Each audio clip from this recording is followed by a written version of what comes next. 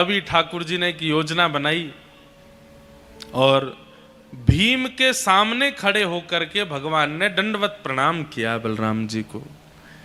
जैसे ही देखा कि लाला दंडवत कर रहा है, कन्हैया दंडवत कर रहे हैं, बलराम जी तो अपना सारा कोप भूल गए, हल मुशल धूल फेंक करके और ठाकुर जी को उठा करके अपने हृदय से लगाया।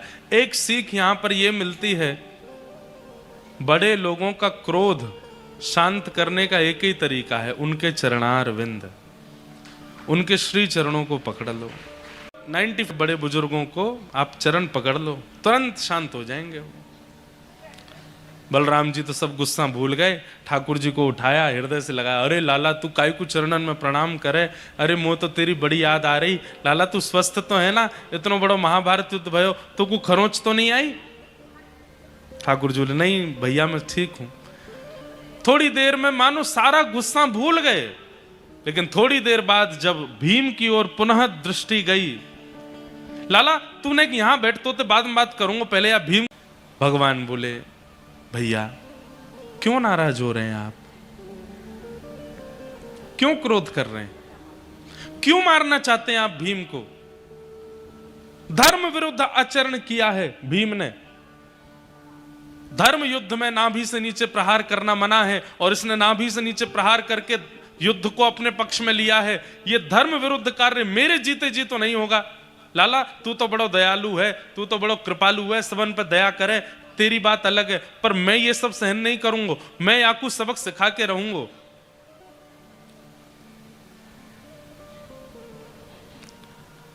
ठाकुर जी बोले नाभि से नीचे प्रहार करना अधर्म है, हां, और इसीलिए आप आए हो यहां पर। बोले जी।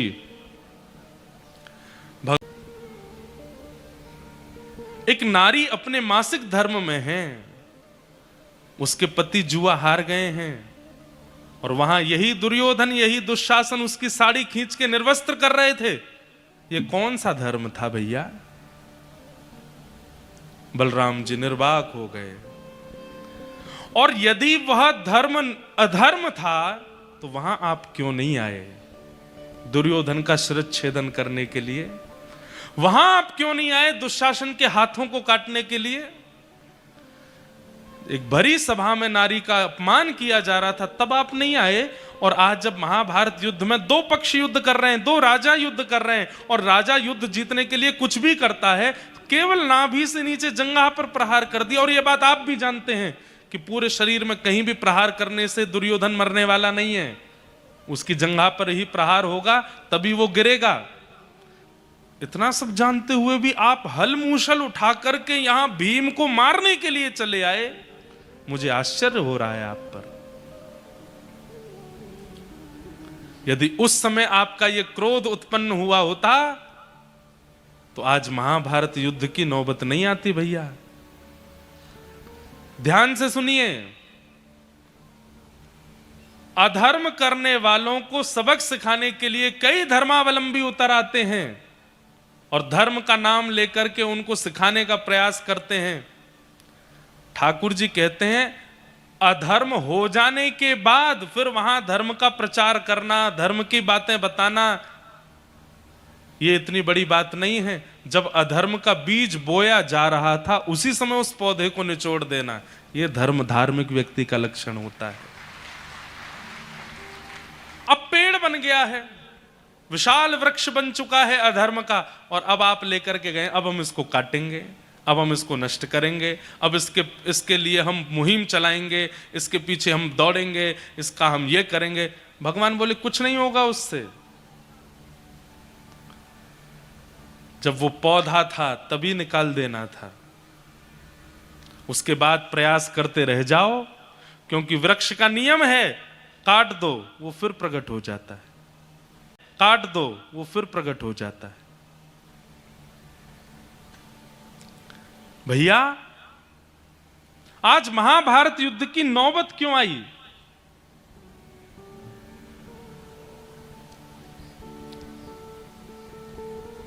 क्योंकि उस समय दुर्योधन दुशासन बच गए, जिस समय इन लोगों ने अधर्म किया।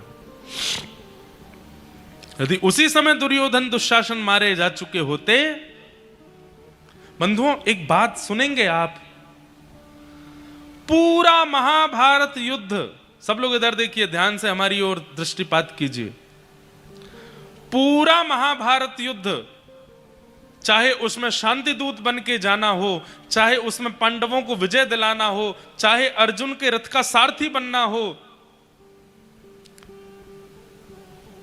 जो कुछ भी भगवान ने किया, सबके पीछे एक ही बात थी, द्रौपदी का चीरहरण। ठाकुर जी उसको सह नहीं पाए। आगे प्रसंग आएगा, भीष्म पितामह भगवान से कहते हैं, भीष्म पितामह कहते हैं, मुझसे बड़े पापी दुर्योधन, मुझसे बड़े पापी दुशासन, मुझसे बड़े पापी कृपाचार्य आदि सब लोग, पर उनको आपने एक बाण मारा, उनको आपने एक गदा मारी, और मेरे जैसा धार्मिक व्यक्ति जिसने अपने 100 जन्मों में कोई पाप नहीं किया, बाल ब्रह्मचारी, ब्रह्मचर्य का पालन करके जीवन निर्वहन करने वाला, मैं सत्यवादी, मैं सद्मार्ग पर चलने वाला भीष्म पितामह, मुझे आपने असंख्य बाण मार दिए।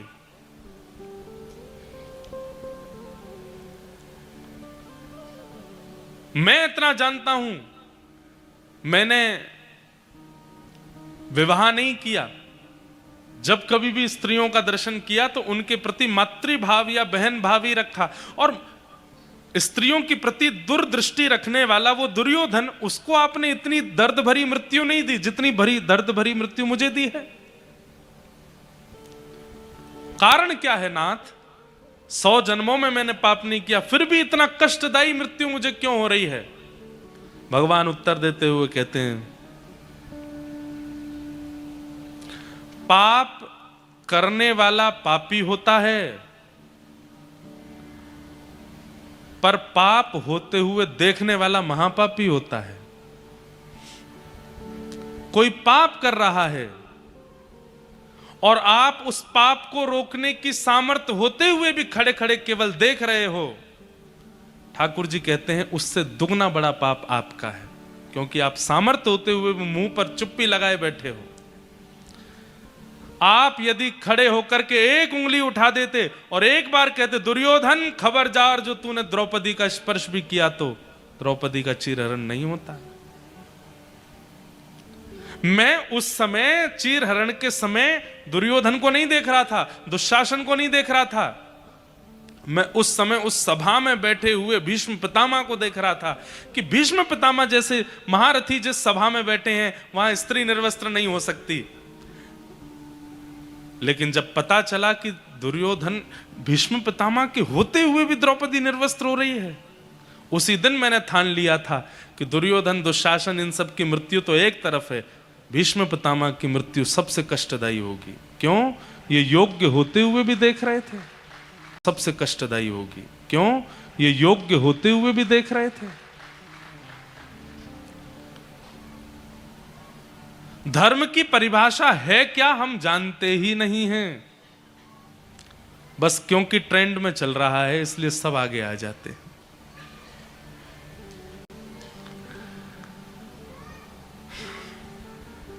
हम बहुत सीधे साधे कथावाचक हैं, हम ज्यादा विवादित बोलते नहीं कभी भी, और हम बोलना भी नहीं है, बस संकेत में आपको समझा रहे हैं। धार्मिक बन जाना बहुत बड़ी बात नहीं होती, धर्म के लिए कदम उठाना भी बहुत बड़ी बात नहीं होती, अंदरूनी रूप से अधर्म को जन्म ही ना लेने देना यह बड़ी बात होती है, अधर्म को होने ही ना देना।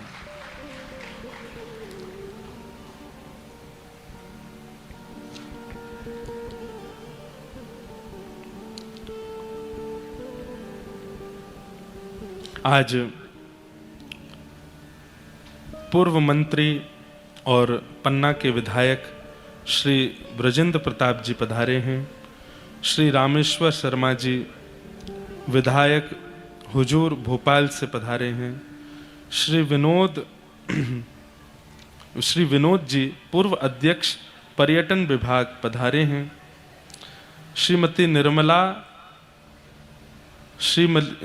निर्मला सप्रे जी विधायक बीना पधारे हैं। श्री आकाश सिंह जी भाजपा के अद्भुत नेता भी आज पधारे हैं। सबका बहुत बहुत स्वागत, बहुत बहुत अभिनंदन। ये खूबसूरती है मध्य प्रदेश की। इतने बड़े बड़े नेता आ जाते हैं, फिर भी कथा में कोई विघ्न नहीं आता, विक्षेप नहीं आता। सब चुपचाप बैठ करके कथा श्रवण करते हैं, कथा के रस को और वर्धन करते हैं। अन्य प्रांत के नेता विधायकों को सीखना चाहिए कथा में हम कैसे जावें, ऐसे जावें जैसे मध्य प्रदेश के राजनेता कथा में आते हैं, चुपचाप आके कथा सुनते हैं। कथा का यही तो स्वरूप है। कथा का स्वरूप इसके इतर कुछ और नहीं होता। यही स्वरूप कि हम कथा में गए और पड़ोसी को भी नहीं पता चला कि हम बैठ के सुन के चले आए। अब हमारे लिए कथा है, सबके लिए कथा है, बहुत अच्छी बात है। तो हम क्या निवेदन कर रहे थे?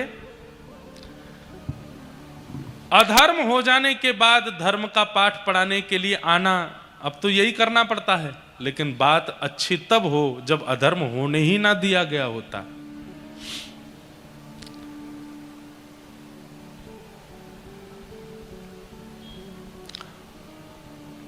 भैया, आप भीम को मारने के लिए आए, मैं आपको भीम को आपके हवाले कर देता। लेकिन कब? जब आप उस समय भी आए होते जब द्रौपदी का चीरहरण हुआ था। मैं आपके पक्ष में खड़ा होकर के भीम का शिरच्छेदन करता, यदि उस समय भी आपने ये किया होता। बंधुओं, ठाकुर जी की बुद्धि के आगे हम लोग बड़े फेल हो जाएंगे। कभी अगर हम लोगों को मृत्यु के बाद तो भगवान के सामने निर्णय होगा ना, नर्क जाना है, स्वर्ग जाना है, कहाँ जाना है, उस समय ठाकुर जी फिर सारी गिनतियां करवाएंगे। आप लोग कहोगे हमने ये अच्छा किया, हमने ये अच्छा किया, हमने ये अच्छा किया। फिर ठाकुर जी ऐसी एक बात बताएंगे जो आपके मन में ही नहीं थी। तुमने ये भी तो किया था, ये क्यों भूल रहे हो? तुमने ऐसा भी तो किया था। तो ठाकुर जी कहां कौन सी बात अपने मन में रख के बैठे हैं कोई पता नहीं है। इसीलिए सूरदास जी महाराज ठाकुर जी से कहते हैं, हरि जी मोरे अब गुण चित ना धरो, हरि जी मोरे अब गुण चित ना धरो। समदर्शी है नाम तिहारो, समदर्शी है नाम तिहारो। समदर्शी का मतलब पता है? समान दृष्टि जिसकी है, सबको एक दृष्टि से जो देखता है।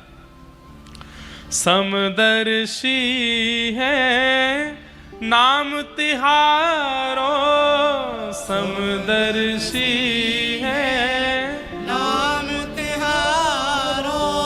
चाहो तो पार करो, चाहो तो पार करो। हरि जी मोरे अब गुण चित ना धरो, हरि जी मोरे अब गुण चित। बंधुओं, ये नाम जप के लिए आज्ञा क्यों करते हैं गुरुजन? क्योंकि नाम जप औषधि है। कई इतने दुर्गुण हमारे और कई ऐसी क्रियाएं हम करे बैठे हैं जो हम करके भूल गए, पर ठाकुर जी नहीं भूलते। ठाकुर जी को सब पता होता है। इसलिए इतना नाम जप किया, इतना नाम जप किया, इतना नाम जप से ठाकुर जी मिलेंगे बाद की बात है।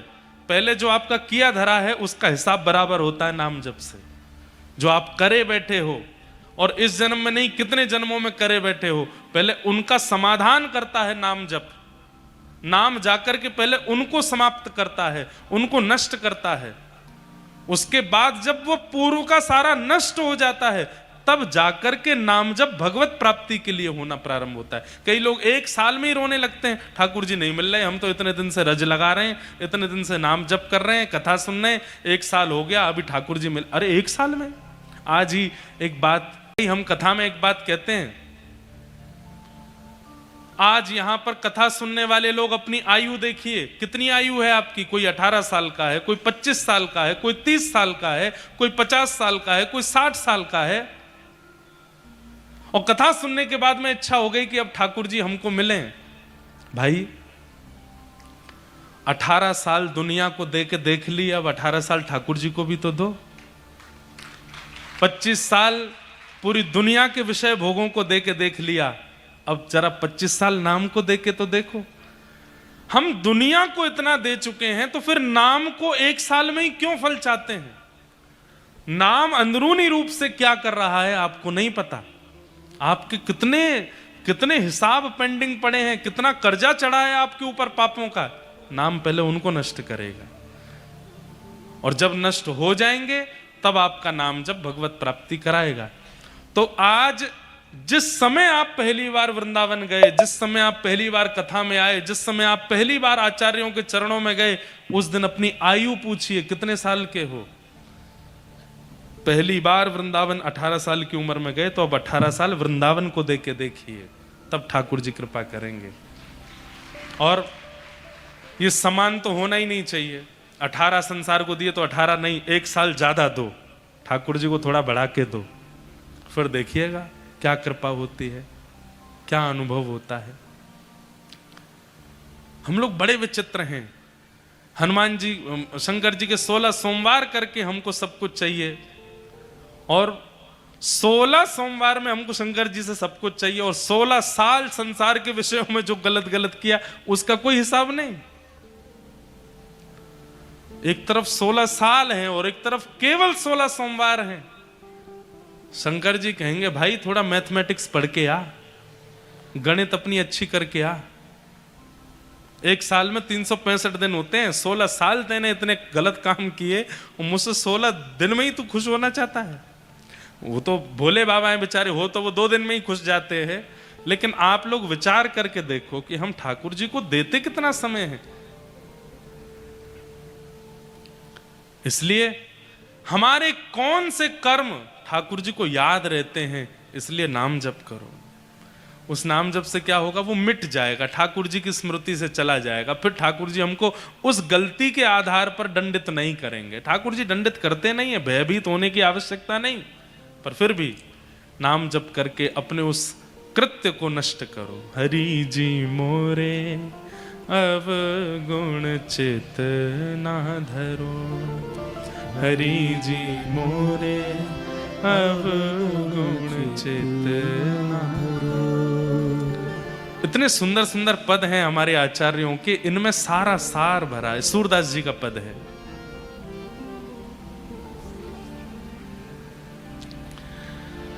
तो भगवान कहने लगे बलराम जी इसको मत मारिए, भीम ने गलती नहीं की है, बल्कि भीम का कृत्य धर्म ही माना जाएगा। दाऊ दादा बोले कैसे? क्योंकि भीम ने नाभि से नीचे प्रहार किसको किया है वो व्यक्ति भी तो देखिए। वो व्यक्ति कौन है? बोले महाअधर्मी दुर्योधन। महाअधर्मी दुर्योधन को मारने के लिए धर्म का रास्ता अपनाएंगे हम? अधर्मियों को मारने के लिए तो अधर्म का ही रास्ता अपनाया जाएगा, वही धर्म कहलाएगा। अब कोई गौ हत्या करे बैठा है, गौ तस्करी करे बैठा है, अबला नारियों के साथ में गलत व्यवहार करता है, परिस्त्रियों के साथ गमन करता है, गलत गलत सारे उसने काम कर रखे, ये महापाप की श्रेणी में आते हैं। गौ हत्या, स्त्रियों के साथ दुर्व्यवहार, छोटे बालकों की हत्या, माता पिता के साथ दुर्व्यवहार, गुरुद्रोह, गुरु की हत्या, ये सब महापाप के अंतर्गत आते हैं। और महापाप करने वाला व्यक्ति यदि सामने आ जाए तो उसके लिए हम धर्म का पालन करेंगे कि धर्म कैसे हो, इसको दंडित धर्म के आधार पर दिया जाए? नहीं, उसको तो अधर्म के आधार पर ही दंड दिया जाएगा, क्योंकि वो महापाप की श्रेणी में है। तब दाऊ दादा ने प्रणाम किया, लाला तू ज्यादा गुस्सा मत करे, ठंडो है जा। इस प्रकार महाभारत का युद्ध पांडव जीते। लेकिन दुर्योधन मरा नहीं है। जंघा पर प्रहार करने से कोई मरता है? अचेत होके गिर पड़ा है, बस उठ नहीं पा रहा है। तभी वहां गुरुपुत्र अश्वत्थामा आए। अश्वत्थामा ने आकर के कहा, मैं पहले ही कह रहा था मुझे अपना सेनापति बना दो, तुमने मेरी एक नहीं मानी, अब भी समय है, तुम आज्ञा दो, मैं इन पांडवों को जीवित नहीं देखूंगा। बंधुओं देखिए, महाभारत में जितने पात्र हैं, बहुत ध्यानपूर्वक हमारी ओर देखिए, कभी अवसर मिले ना तो महाभारत में कितने पात्र हैं, कितने कैरेक्टर हैं, गिनती कीजिएगा। संपूर्ण महाभारत में जितने पात्र आपको मिलेंगे उतने ही प्रकार के लोग इस दुनिया में हैं, उससे एक भी आगे नहीं, एक भी कम नहीं। और जहां तक मेरा अनुमान कहता है, आपको 81 प्रकार के लोग मिलेंगे महाभारत में, 81, और ज्यादा भी हो सकते हैं। और ये 81 प्रकार के स्वभाव, व्यवहार, विचार वाले लोग ही इस पूरे ब्रह्मांड में हैं। 8 अरब खरब जितने भी हों, 81 प्रकार के व्यवहार हैं, और वो सब महाभारत में है। इसलिए महाभारत का हर एक व्यक्ति हम हैं, स्वभाव है। क्या कहता है गुरुपुत्र अश्वत्थामा से? अश्वत्थामा से कह रहा है कि गुरु भाई, गुरुपुत्र, यदि हम सिंहासन पर नहीं बैठे हस्तिनापुर के, तो ये भी नहीं बैठने चाहिए। जो मेरा नहीं हुआ वो मैं किसी और का नहीं होने दूंगा। ऐसे स्वभाव के लोग होते हैं संसार में। यदि मुझे नहीं मिला तो इसको भी नहीं मिलना चाहिए, और मुझे नहीं मिला तो इसको मिल गया, तो अब इसका हनन कैसे हो, इसकी हत्या कैसे हो, इसका दुरुपयोग कैसे हो, इसका बुरा कैसे हो, इस विचार में लगते हैं। ये विचारधारा वाले लोग ही दुर्योधन हैं। गुरुपुत्र अश्वत्थामा का व्यवहार कैसा है? पदेशणा। पदेशणा, पदेशणा किसको कहते हैं? उसको केवल पद की इच्छा है। मैंने किया क्या, क्या नहीं किया, इससे कोई मतलब नहीं है। मैंने अच्छा क्या किया, बुरा क्या किया, कमाई कितनी हुई, ना कमाई कितनी हुई, कोई इससे मतलब नहीं। बस मैं एक पद पर हूं, ये सबको पता होना चाहिए, मेरी एक पदवी है। गुरुपुत्र अश्वत्थामा वही है। अब आते ही क्या बोला है? मैंने पहले ही कहा था मुझे सेनापति बना दो, तुमने मेरी बात नहीं मानी, अब चलो अभी भी तुम्हारे पास समय है। बोले क्या? भेज दो मुझे, सोते हुए पांडवों को मार दूंगा, मुझे सेनापति घोषित कर दो। पूरी सेना मर गई, उसके बाद भी सेनापति बनना चाहता है। यह पदेशणा। अच्छा, कौरवों का मुखिया कौन है? धृतराष्ट्र। धृतराष्ट्र का स्वभाव क्या है? खुद की आंखें नहीं है, खुद को दिखाई नहीं देता, दूसरे की दृष्टि से देखता है, दूसरे के कहे सुनता है, पर निर्णय अपना देता है। मतलब संजय है उनके पास, वही देखता है, वही अनुभव करता है, वही बताता है, पर निर्णय कौन लेता है? निर्णय लेता है धृतराष्ट्र। देखने वाला कोई और है, बोलने वाला कोई और है, पर निर्णय का पूरा अधिकार अपने ऊपर लिए बैठे हैं, ये धृतराष्ट्र हैं। ऐसे स्वभाव वाले लोग भी होते हैं, खुद हिल करके पानी भी नहीं पीते। 4 लोग लगा रखे हैं, तुम देख के आओ, तुम सुन के आओ, तुम बोल के आओ, तुम ये करके आओ, अंत में मुझे बताओ, मैं निर्णय लूंगा, होगा वही जो मैं चाहूंगा। दुशासन, ये धृतराष्ट्र है। अब हर एक व्यक्ति का एक स्वभाव निकल के आ जाएगा। कभी अवसर मिलेगा तो सागर में महाभारत की कथा भी करेंगे, लेकिन ताली तो आपने बजा दी। महाभारत की कथा 7 दिन की नहीं होती, महाभारत की कथा होती है 30 दिन की, 1 महीना की।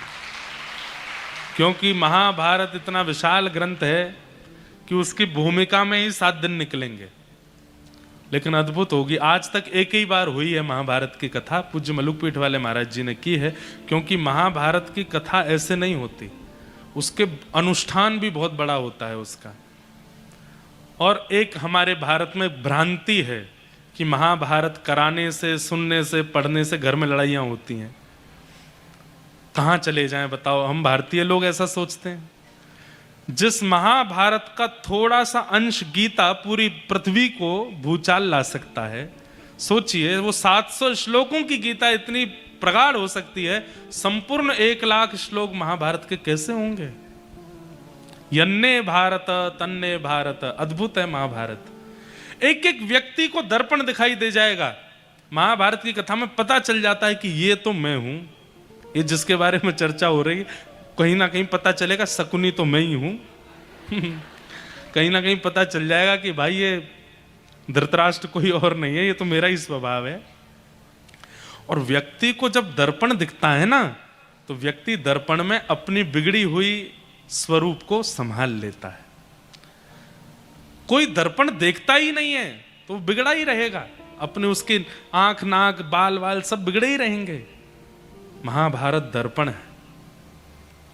कभी कृपा होगी ठाकुर जी की तो मेरा बहुत समय से मन है करने का, करूंगा एक बार महाभारत की कथा। गांधारी, और गांधारी कौन है? गांधारी का कैरेक्टर कैसा है? खुद के पास आंख भी है, खुद के पास सब कुछ भी है, लेकिन क्योंकि क्योंकि धृतराष्ट्र नहीं देख सकते, इसलिए स्वयं की आंखों पर भी पट्टी बांध लेती है। मतलब किसी पर, इसी को कहते हैं अंधविश्वास। वो तो देख ही नहीं रहा है और बिना देखे सब गलत कर रहा है, मैं भी नहीं देखूंगी। लो, अरे तुम्हारी तो आंख खुली रखो, तुम उसकी पत्नी हो, तुम अगर देख के बताओगी तो उससे बहुत कुछ अच्छा होगा। लेकिन उन्होंने गलत अर्थ निकाल लिया पतिव्रता नारी होने का। कैसा अर्थ निकाला? बोले ये नहीं देखते तो मैं भी नहीं देखूंगी, ये नहीं देखते तो मैं भी नहीं देखूंगी। सबका अपना अपना एक कैरेक्टर है महाभारत में, और वो सब हम ही हैं। गुरुपुत्र अश्वत्थामा अर्धरात्रि में गए और सोते हुए पांचों पांडवों को मारने के लिए, लेकिन जाको राखे साइया मार सके ना कोई, बाल ना बाका कर सके जो जग बैरी हो। ठाकुर जी जिसके रक्षक बन जाते हैं उसको फिर कौन मार सकता है? कल हमसे किसी ने निवेदन किया, महाराज अम्बरीश का चरित्र सुनाइएगा। हमने कहा जरूर सुनाएंगे महाराज, अम्बरीश का चरित्र एक दिन सुनाऊंगा, मैं विस्तार से सुनाऊंगा। कैसी रक्षा ठाकुर जी करते हैं। बस ठाकुर जी के चित्त को भा जाए तो ठाकुर जी रक्षा। अच्छा, एक और बात, क्या प्राणों की रक्षा को ही आप ठाकुर जी के द्वारा की गई रक्षा मानते हो? नहीं, प्राणों की रक्षा ठाकुर जी के द्वारा की गई रक्षा नहीं है। तो